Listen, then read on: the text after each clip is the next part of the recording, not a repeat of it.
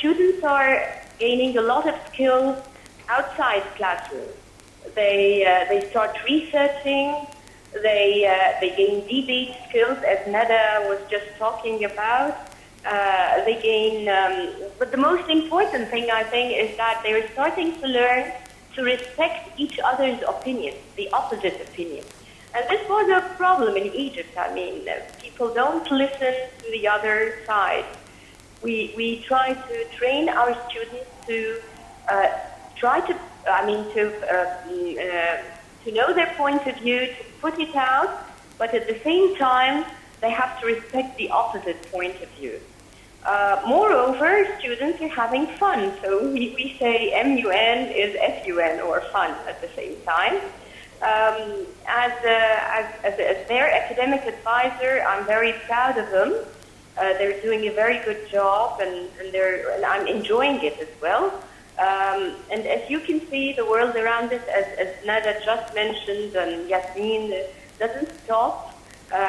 True life is going on, and we would like our students to be up to date, to gain a lot of employability skills, because these are the skills they're really going to go out with into the world.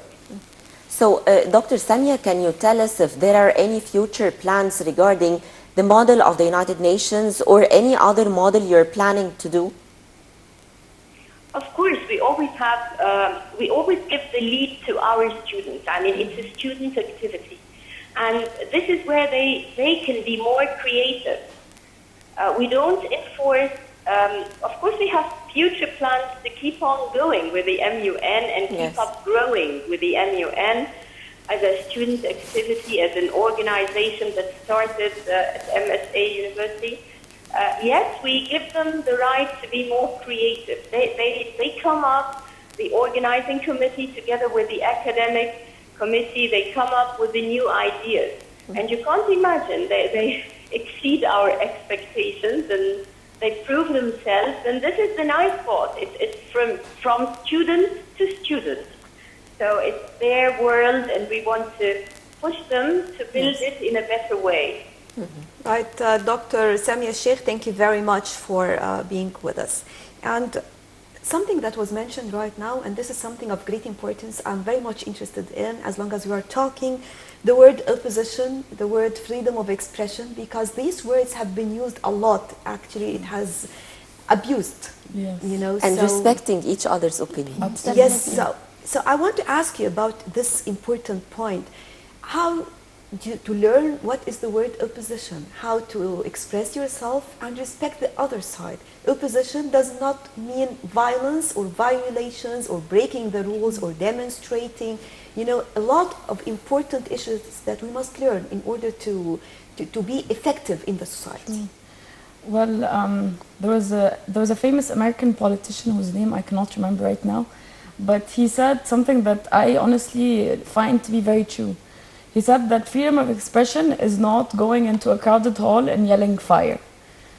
Everyone has the right to voice their own opinion, as long as it's not harmful to the other person, as long as you're not being disrespectful to other people.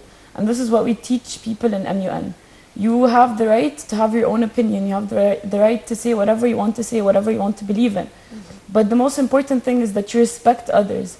And just because someone has a different opinion doesn't mean that they don't respect you. It doesn't mean that they are your enemy. I think Nada and I have different opinions on many things regarding our life, regarding politics, regarding a lot of things. But we still can't overcome these things and we become a great team. And I always tell her that I think our difference in opinion is what makes us great. This is how you're unique, because you have your own perspective, your own opinion. So all you have to do is just listen to the other and broaden your perspective. Always listen to actually listen. Don't listen to reply. So this is the most important thing in MUN, I think. And if there's one thing that we always say, I'm sorry to interrupt, that it's a special quote we say always. It's like, I might not agree with your opinion, but I will fight for your right to say it. So we always push students to actually express their opinions, no matter how it is. So, Nada and Yasmin, you said or you mentioned earlier that you have students from the different faculties. How important it is to have the different backgrounds and different cultures, different studies, and at the same time, are there any problems regarding gathering different students from different places? Well, it's true. We have students from faculties of pharmacy, of arts and design, and they all come together, which is, I think, is the beauty of MUN, because it's not limited to one faculty. We have a very diverse community where people come from different backgrounds. And honestly speaking, we think that this is kind of like how life is outside university. You're going to go outside and you're going to work with people who not necessarily have the same background. They don't have the same beliefs or upbringing. So it's important to learn from your university years how to deal with different people, and this is exactly what we do in MUN. So everyone comes with their own background, their beliefs, their ideas, and they share it openly and freely, because we always say that it's an environment where you cannot be judged. Everyone is treated equally and with respect. So it's kind of like how life is outside, and we do it on a much smaller scale. So talking about the university and the role of the university as well right now, because we talk a lot about how we need to work on education in Egypt, but we have to admit that we have many positive models, but unfortunately different channels, they do not concentrate on such positive models that we need to see. I want to see some students like you, because I will be very optimistic, for example, talking about our youth, about the leaders of the future. So definitely now, for example, after attending this, or just to be involved in something like this, for example, when you start to read a newspaper, for example, or to follow what is going on in Egypt and outside Egypt as well, you will feel something different. Is it right or wrong? Because if we take another example, in the United States, for example, the US citizen is not that interested in what is happening outside America. He's very much interested in the traffic and the weather forecast. This is what is his main concern. But in Egypt, for example, in different countries, they are very much, it is important to understand what is going on around. Did you feel this? I really think so, because I mean, part of the MUN experience is being aware of everything that is happening around. And to understand it Exactly. in the way it has to. And to understand and analyze and have analytical thinking skills, because when you read a piece, you need to understand, why is this happening? How is it happening? You don't just read it and take what is read for granted, or just read it and think, okay, this is the right thing. You have to research. I mean, this is a part of what we learn in MUN, that you have to look and dig for everything. I think it's a bit like journalism in this aspect, that you have to dig to find the real truth, or not perhaps the real truth, but the real story and the real reasons and everything and every side of the story, because each person is going to write it in a different way. So you need to see everything, read everything, and then formulate your own opinion afterwards. So how long did it take you to prepare, for example, for the MUN? Okay, so we start the year around February, and our conference is in December.